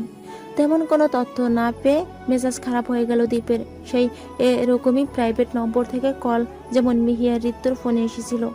রাগে হাতে থাকা ফোনটা ফ্লোরে ছুঁড়ে মারল দীপ, সাথে সাথে যেটা কয়েক টুকরো হয়ে যায়। রিশাদ কী করবে বুঝে উঠতে পারছে না। হঠাৎ মাহিন সাহেবের কথাটা মাথায় আসে তার। দীপ, মাইন সাহেব এখন কোথায় তোরা জানিস না? আমরা তো এটাও জানতাম না যে উনি বেঁচে আছেন কি না। এতদিন পর হঠাৎ মিহির অনুতাপ, মাইন সাহেবের উদয় হওয়া, দেশে আসতে মিহির কিডন্যাপ, আর একবার কিডন্যাপ হওয়ার পরও মিহির আবারও বকামি করা। তুই কি মিন করছিস রিশাদ? তুই যেটা ভাবছিস আমি সেটাই মিন করেছি। হিউমিন মিহি ইচ্ছে করে? কিন্তু কেন? ও কেন এসব করতে যাবে? সেটা মিহি অবধি পৌঁছালেই জানা যাবে। মিহি অবধি পৌঁছাবো কি করে? মাইন সাহেবের একটা পুরনো বাংলো ছিল না, এখনও আছে হয়তো। ওখানে চল, কিছু না কিছু তো নিশ্চয় জানা যাবে। ইট দিয়ে বাঁধানো একটা দোতলা বাড়ি, বহু পুরনো, আশেপাশে গাছ দিয়ে ঢেকে গেছে চারপাশ। এক প্রকার পরিত্যক্ত আর জঙ্গল বাড়ি মনে হচ্ছে বাড়িটাকে। অর্ধশর্ত বাক নিশ্চিত হওয়া যায় যে এখনো সাপ বিচ্ছুদের আড্ডা রয়েছে। বেশ সাবধানতার সহিত ধীরে পায়ে বাড়িটার দিকে অগ্রসর হয় দীপ আর রিশাদ। আশপাশটা সবসময় নজরে রাখছে, বিপদ যে কোনো দিক থেকে যে কোনো সময় আসতে পারে। তবে একটা বিষয় নিয়ে দীপের বেশ খটকা লেগেছে। কয়েক বছরের ব্যবধানে বাড়িটা এখন পরিত্যক্ত কি করে হতে পারে? গাছপালা আগেই ছিল, তবে বাড়িটা তো যেন এতটা পুরনো ছিল না। এখন দেখে মনে হচ্ছে বাড়িটা যেন 100 বছর আগের। এসব কেউ ইচ্ছা করে করেনি তো? বাড়িটাকে পরিত্যক্ত বানিয়ে কোনো ষড়যন্ত্র চলছে না তো ভিতরে? প্রশ্নগুলো খুব ভাবাচ্ছে দীপকে। রিশাদ এক মনে সামনে এগোচ্ছে। আচমকা কারো পায়ের শব্দ পেয়ে থেমে গেল দীপ আর রিশাদ। পায়ের শব্দ গভীর হচ্ছে, কিন্তু এই ঘন গাছপালার মাঝে কাউকে ঠিক মতো দেখা যাচ্ছে না। হঠাৎ দীপের চোখে পড়ল দূরে একটা লোক ফোনের কথা বলতে বলতে চা খাচ্ছে আর এদিকে আসছে। জোপের আড়ালে লুকিয়ে পড়ল দীপ আর রিশাদ। এই গভীর জঙ্গলে এই লোক কি করছে? রিশাদকে চুপ করিয়ে সামনে দেখতে ইশারা করলো দীপ। কথা শেষ করে লোকটা বাড়ির দিকে যেতে লাগলো। রিশাদ আর দীপ তার পিছু পিছু যেতে লাগলো। রিশাদ আর দ্বীপের কোনো আপডেট নেই কেন? কোথায় ডুব দিল ওরা? যত তাড়াতাড়ি সম্ভব ওদের আপডেট আমার চাই। কথাগুলো বলতে বলতে লোকটা পিছনে করলো। রিশাদ আর দীপ তখন জানালার এক কোণে গাছের আড়ালে দাঁড়িয়ে। লোকটার চেহারা দেখি আশ্চর্য চরম পর্যায়ে উপনীত হলো তারা। কাজটা আপনি ঠিক করছেন না মাইন সাহেব। চিৎকার করে উঠল রিশাদ। দড়ি দিয়ে বাঁধা হাত দুটোকে ছাড়ানোর ক্রমাগত চেষ্টা করে যাচ্ছে সে, কিন্তু ফলাফল শূন্য। পাশে দীপ বাঁধা, মাথা থেকে এখনো ফোঁটা ফোঁটা রক্ত ঝরছে দীপের। জ্ঞান ফেরেনি এখনো। রিশাদের রাগের মাত্রা দেখে হাসিতে ফেটে পড়েছে মাহিন সাহেব। রিশাদের চিৎকার তৃপ্তি দিচ্ছে তাকে, অবক্ত এক চিরতৃপ্তি। রিশাদের কষ্টের মাঝে অপর আনন্দ খুঁজে পাচ্ছেন তিনি। লোকটা পিছনে ঘুরতে রিশাদ আর দীপ আশ্চর্যের চরম পর্যায়ে উপনীত হলো। কেননা লোকটার কেউ না, মিহির বাবা মাহিন। মাহিন সাহেব দেখা মাত্র রিশাদ দীপকে সাবধানেতে এগোতে বলে। এমন সময় কে যেন লাঠি দিয়ে দীপের মাথায় আঘাত করে। রিশাদ দীপকে ধরতে যেতেই পিছন থেকে কেউ রিশাদের মুখে ফ্লোরোফ্রম যুক্ত করলো রুমাল চেপে ধরে। রিশাদ জ্ঞান হারানো মাত্রই মাহিন সাহেবের লোকগুলো এসে দীপ আর রিশাদকে ভিতরে নিয়ে গিয়ে চেয়ারের সাথে বেঁধে দিল। আচমকাই রিশাদের রাগটা আরো বাড়তে মন চাইল। মাহিন সাহেবের ঠোঁটে তাচ্ছিল্য কিন্তু রহস্যময় হাসি ঝুলিয়ে বললেন, আচ্ছা রিশাদ, জানতে মন চাচ্ছে না পেছন থেকে তোমার বন্ধুকে আঘাত করে তোমার অজ্ঞান কে করেছিল? না, সেটা আপনারই কোনো নিকৃষ্ট লোকের কাজ হবে। আরে না রিশাদ চৌধুরী, এটা আমার কোনো লোকের কাজ না, এটা তোমার লোকের কাজ। বিশ্বাস হচ্ছে না? না। আসো বিশ্বাস করাচ্ছি। এই ওরে নিয়ে আয় তো কেউ। মাহিন সাহেবের তাচ্ছিল্যের হাসির মাঝে এক অদ্ভুত বিশ্বাসঘাতকতা জ্ঞান পাচ্ছে রিশাদ। কে আঘাত করেছে তাকে? মাথাটা ঝিমঝিম করছে রিশাদের, চোখে ঝাপসা দেখছে। হঠাৎ হৃদয় স্পন্দন বেড়ে গেল। কারো অগমনী বার্তা আশঙ্কার ঝড় তুলল রিশাদের মনে। ঝাপসা চোখে উপরে তাকাতেই জীবনের সবচেয়ে বড় ধাক্কাটা বুঝি সে খেল। সামনে ঋতু দাঁড়িয়ে মাথা নিচু করে জড়সড় হয়ে ভয়ে কাঁপছে সে। একটা মেয়ে কোনো ছেলেকে কি পরিমাণ ভালোবাসলে তাকে বাঁচানোর জন্য নিজের বিয়ে করা স্বামীকে অবধি আঘাত করতে দুবার ভাবে না। সত্যি দিব্যর ভাগ্যের উপর বড্ড হিংসা হয় রিশাদের। অতটা হয়তো রিশাদ ঋতুকে ভালোবাসতে পারেনি যতটা ঋতু দিব্যকে ভালোবেসেছে। ঋতুর কাছে কি রিশাদের ভালোবাসার ন্যূনতম দামটা অবধি নেই? না থাকারই কথা। জোর করে তো ভালোবাসা আদায় করা যায় না। এক অদৃশ্য বেদনার রিশাদের বুকের ভেতরটা চিনচিন করছে, আর সেই চিনচিন ব্যথার পরিপূর্ণ তৃপ্ত নিচ্ছে মাহিন সাহেব। মাহিন সাহেব লাইনগুলো গাইতে গাইতে বিশ্রীভাবে হাসছেন, তবে এই বিশ্রী হাসির অন্তরালে চাপা একটা বেদনা প্রকাশ পাচ্ছে। হয়তো সেই বেদনার রেশটা কেউ ধরতে পারবে না। ধীরে ধীরে চোখ খুলতে লাগে দীপ। প্রচণ্ড যন্ত্রণায় কাতরাচ্ছে সে। মাথার ক্ষতটা আসলে অনেকটা গভীর, এখনো রক্ত পড়া বন্ধ হয়নি। চোখ খুলতেই ঝাপসা চোখের সামনে মাহিন সাহেবকে দেখতেই রাগে কপালে রক ফুটে উঠল দীপের।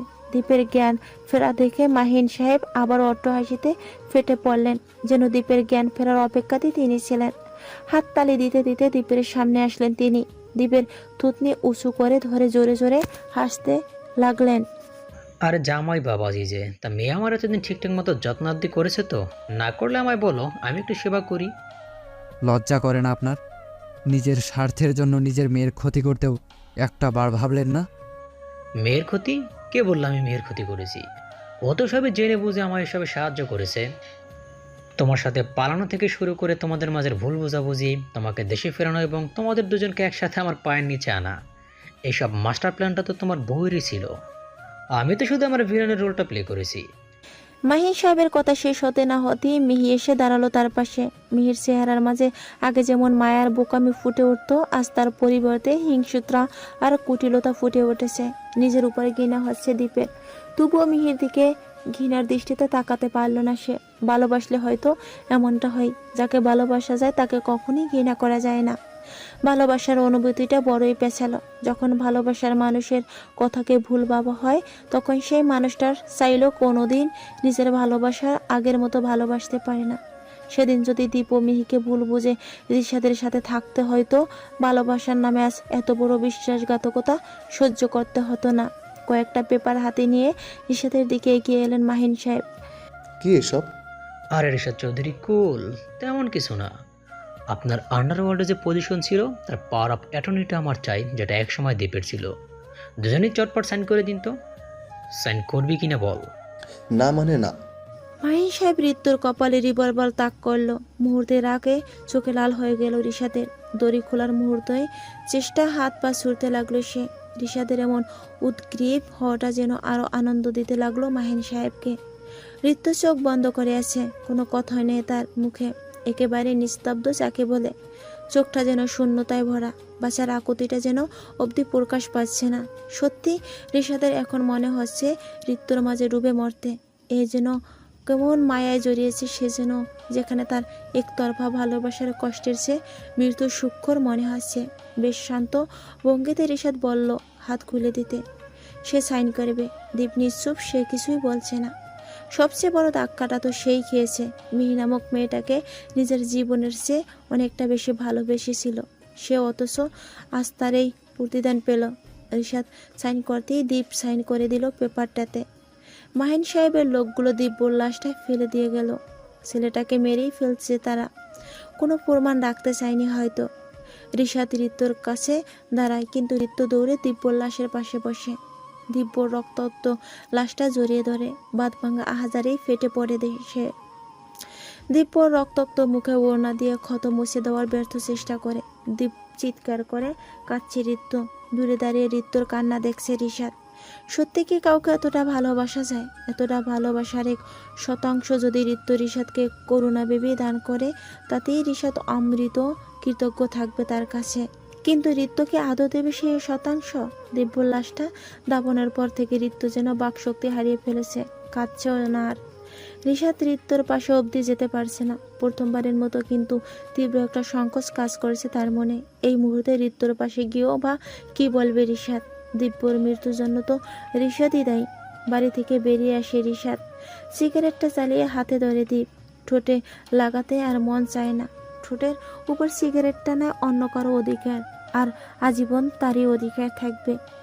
মাথাটা কয়েকদিন ধরে হঠাৎ করে চক্কর দিয়ে উঠছে মিহির। এতদিন গুরুত্ব দেয়নি, কিন্তু সে এখন সমস্যাটা জটিল মনে হচ্ছে। খাওয়ার রুচিটা চলে গেছে, খাবার দেখলেই বমি বমি লাগে। বাবাকে আপাতত বিষয়গুলো জানায়নি সে, আর মা তো নেই যে মাকে জানাবে। অবশেষে ঠিক করলো একাই যাবে ডাক্তারের কাছে। রেডি হয়ে ডাক্তারের কাছে যাওয়ার জন্য বাড়ি থেকে বের হলো মিহির। ব্যস্ত রাস্তা, গাড়ির কোলাহলে অস্থির লাগছে মিহির। হঠাৎ মাথাটা আবার ঘুরে উঠল। আশেপাশে সবকিছু ঝাপসা দেখতে লাগলো। ধীরে ধীরে চোখ বন্ধ হয়ে আসতে লাগলো তার। জ্ঞান হারানোর আগে শেষবারের মতো উপলব্ধি করতে পারলো কারো কোলে সে মাথা রেখেছে। কংগ্রেস, আপনি বাবা হতে চলেছেন। মানে? আপনার ওয়াইফ প্রেগনেন্ট। মাথা ঘুরে উঠে দীপের মুখে এক ধরনের আনন্দের ঝলক দেখা যাচ্ছে। বাবা হওয়ার আনন্দের মিহির সমস্ত প্রতারণাকে যেন ভুলে গেছে দীপ। কেবিনের বাইরে থেকে তাকিয়ে আছে মিহির মুখের দিকে। ঘুমান্ত নিষ্পাপ চেহারাটা দেখে ভেতরটা কেঁপে ওঠে দীপে। এতটা মায়া জড়িয়ে থাকে মুখটা, অথচ এই মেয়েটাকে ভালোবাসার নামে এত বড় একটা প্রতারণা করেছে তার সাথে। মুহূর্তে মস্তিষ্ক নানা কুমন্ত্রণা দিতে থাকে দীপকে, বারবার বলতে থাকে মিহি প্রেগনেন্ট। সে তো কয়েকদিন অবধি বলেনি, আর যা হয়েছিল সেদিন তারপর মিহি একেবারও যোগাযোগ অবধি করেনি দীপের সাথে। আর দীপের সামনে এসে জ্ঞান অজ্ঞান হয়ে যায়, তার কোলে ঢলে পড়ল মিহি। এটা নতুন কোনো ষড়যন্ত্র নয় তো মিহির? দীপের জীবনে ফিরে ওকে নতুন করে কষ্ট দেওয়ার কথাগুলো ভেবে চোখ রাগে লাল হয়ে ওঠে দীপের। হসপিটালে বিল পে করে বেরিয়ে যায় সেখান থেকে। ধীরে ধীরে চোখ খুলে মিহি, মাথাটা এখনো ঝিমঝিম করছে। উঠে বসতে একজন নার্স মিহির পাশে এসে দাঁড়ালো। সিস্টার, আমি এখানে কিভাবে? আপনার স্বামী নিয়ে এসেছেন? আমার স্বামী? দীপ এখানে কেন আসবে? কোথায় তিনি? তিনি হয়তো সম্ভবত বাইরে মিষ্টি কিনতে গেছেন। মিষ্টি? মিষ্টি কেন? আপনি মা হতে চলেছেন আর আপনার হাজবেন্ড বাবা। কি? নার্সের কথা শুনে মাথায় আকাশ ভেঙে পড়ল মিহির। সে দীপের সন্তানের মা হতে চলছে। দীপ কি কখনো মেনে নেবে এটা? এত বড় একটা প্রতারণার পর দীপ কখনোই মানবে না। চোখ বন্ধ করতে চোখ থেকে টপ টপ করে পানি ঝরতে থাকে মিহির। নতুন অস্বস্তিকর আগমন কি মিহির বাবা মেনে নেবে, নাকি দীপের রক্ত ভেবে ছুঁড়ে ফেলে দিতে বলবে? না, এমনটা ভাবতে অস্থিরতা বাড়তে থাকে মিহির। নিজের গর্বে বেড়ে ওঠায় অস্বস্তিকে সে নিজের সবটুকু দিয়ে হলো রক্ষা করবে। তার জন্য তাকে যদি তার বাবার বিপক্ষে যেতে হয় তাও যাবে। মিহির চোখে একবার আনন্দের জলকানি দেখা যায়, এক অদ্ভুত সুখর অনুভূতি। অবশেষে নিজেকে জড়িয়ে ফেলে সে। আচ্ছা, দীপ কি জানে সে বাবা হতে চলেছে? জানলে তার প্রতিক্রিয়া কেমন হবে? আমার প্রতারণার কথা ভেবে কি রেগে যাবে, নাকি বাবা আবার আনন্দে আমি কোলে করে ঘুরবে? ঠোঁটের কোনা এক অনুভূতির দরুন প্রসারিত হয় মিহির। ঋতু, তুমি অফিসে কেন? আজ তো ছুটি না স্যার, যে অফিসে আসবো না। এমনটা বলিনি আমি। আচ্ছা, কেবিনে আসো, কয়েকটা ফাইলের কারেকশন করে দাও। Okay sir. মিহির ব্যবহারে চমকে গেল রিশাদ। এতটা স্বাভাবিক কিভাবে আছে ঋতু? এ স্বাভাবিকের মাঝে অপার স্বাভাবিকতা দেখতে পাচ্ছে সে, যেন এটি ঝড় ওঠার পূর্বের নিস্তব্ধতা। রিশাদের চিন্তায় কিছুতেই শেষ হচ্ছে না। খারাপ কাজগুলো থেকে নিজেকে গুটিয়ে নিয়েছিল রিশাদ, একটাই কারণ ঋতুর সাথে জীবনটা সুন্দরভাবে শুরু করা। কিন্তু এখন আদৌ কি তা সম্ভব হবে? মাহিন সাহেবের যে কোনো কাজ বিরূপ প্রভাব ফেলবে না তো রিশাদ ঋতুর জীবনে? ঋতুর দৃষ্টি বাবলেশীন চুপচাপ ফাইলে মুখ ডুবিয়ে বসে আছে। রিশাদ যে কাজ বাদ দিয়ে হা করে তাকিয়ে আছে সেদিকে ধ্যান নেই তার। আসামকা মুখ তুলে তাকাতেই রিশাদের চোখে চোখ পড়ল ঋতুর। সাথে সাথে চোখ নামিয়ে নিল দুজনই। ঋতু কি কিছুতেই অনুভব করছে না? রিশাদের অনুভূতি তো আকাশ ছোঁয়া, যেন নব্য প্রেমে পড়েছে সে। প্রেমিকার চোখে চোখ পড়তে লজ্জা পেয়ে চোখে নামালো।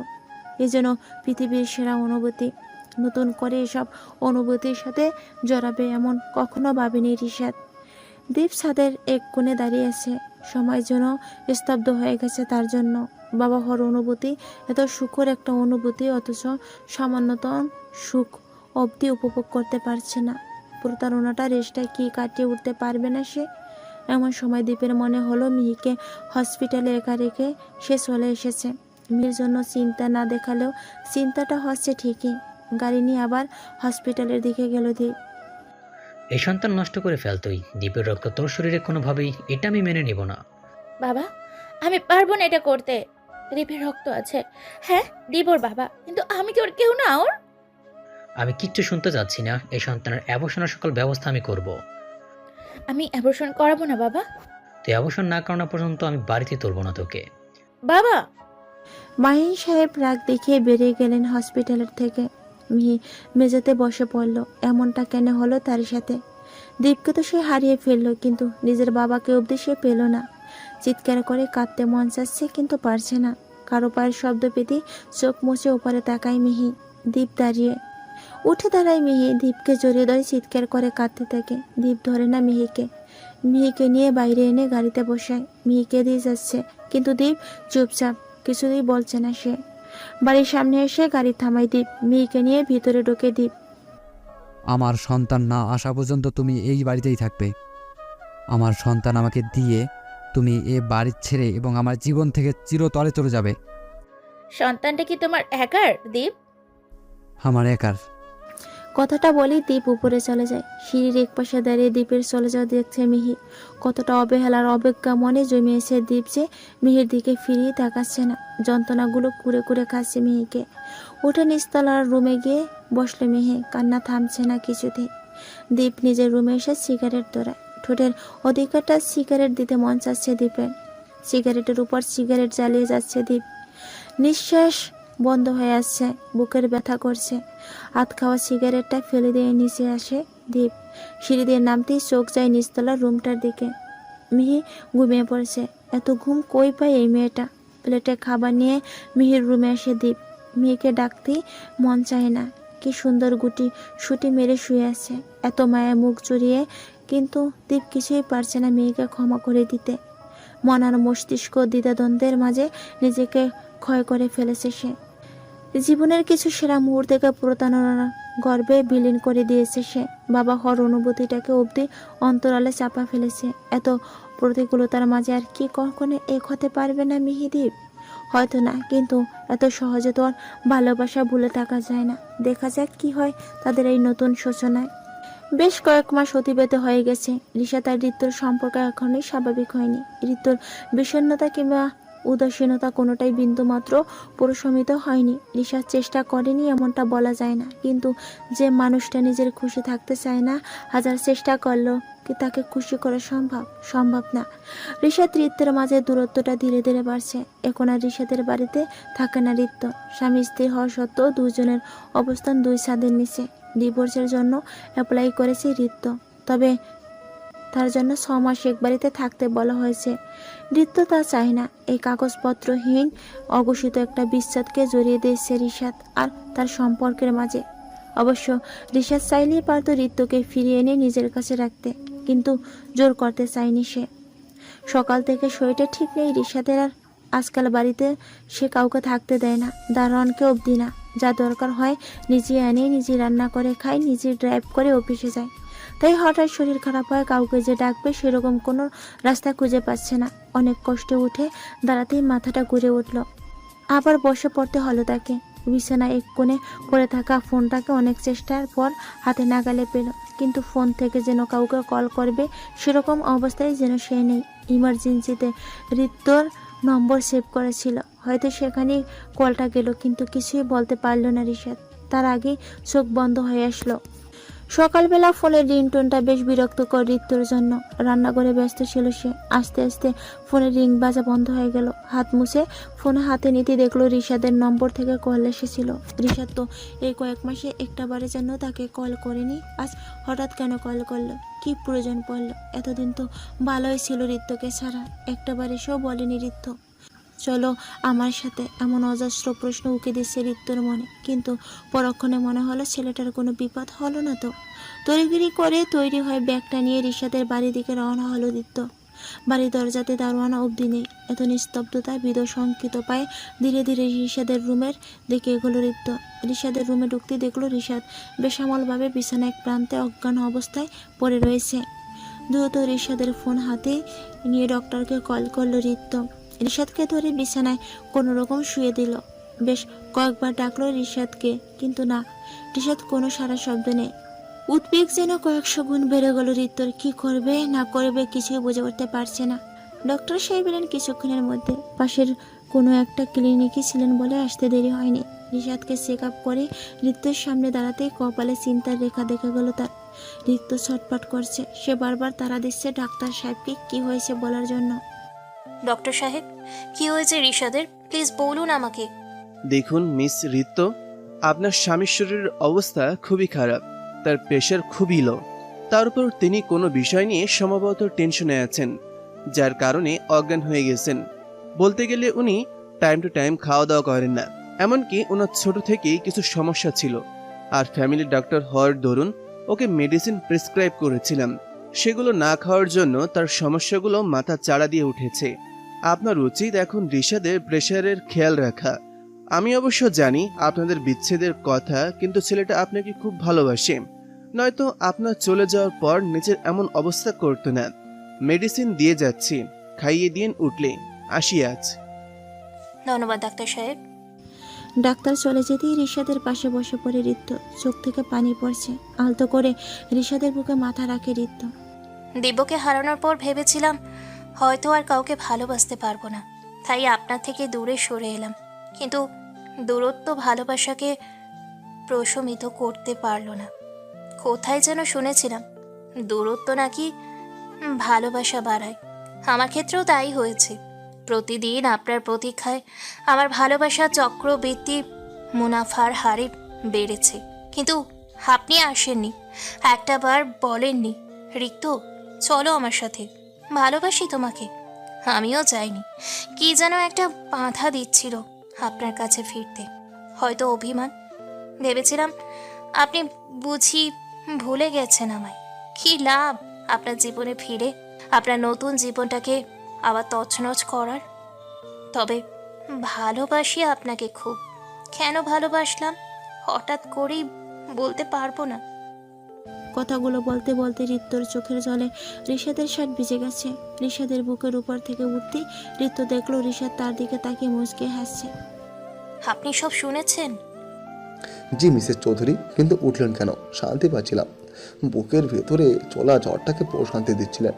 আমি খুব ভালোবাসি আপনাকে, এখন আবার বুকে আসেন? না, আগে মেডিসিন নিন।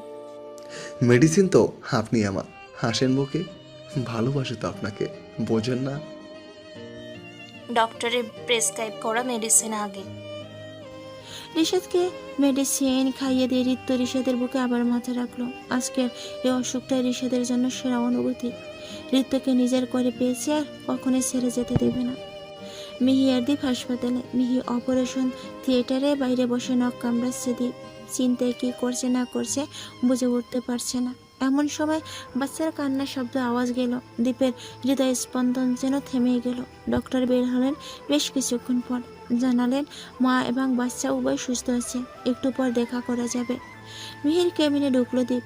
মিহির কোলে তার ছোট্ট পরীটা খেলা করছে। একদম মিহির মতোই হয়েছে, কিন্তু মিহি বলল সে বলবে দীপের মতো হয়েছে। মিহির কাছে যে আলতো হাতে বাচ্চাকে কোলে নিল দীপ।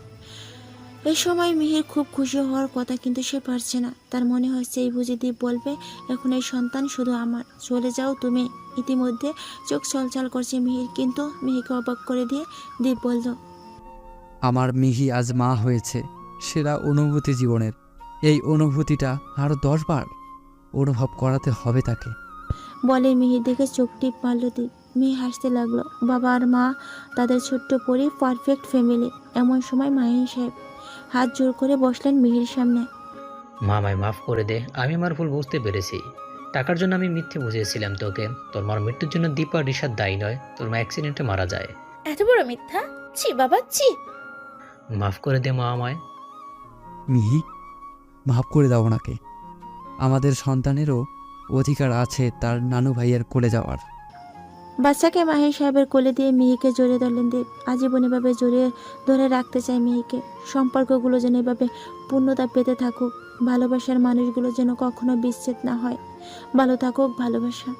গল্পটা কেমন হয়েছে কমেন্ট করে জানাবেন, এবং ভুল ত্রুটি ক্ষমার দৃষ্টিতে দেখবেন। আমি একটু অসুস্থতার কারণে হয়তো সুন্দর করে গল্পটার ভয়েস দিতে পারিনি, তাই আন্তরিকভাবে দুঃখিত এবং ক্ষমা করবেন সকলেই। আবার আসবো আমরা খুব তাড়াতাড়ি নতুন গল্প নিয়ে। ততক্ষণে ভালোই থাকুন এবং ভয়েস অফ কলির সাথেই থাকুন। সমাপ্ত।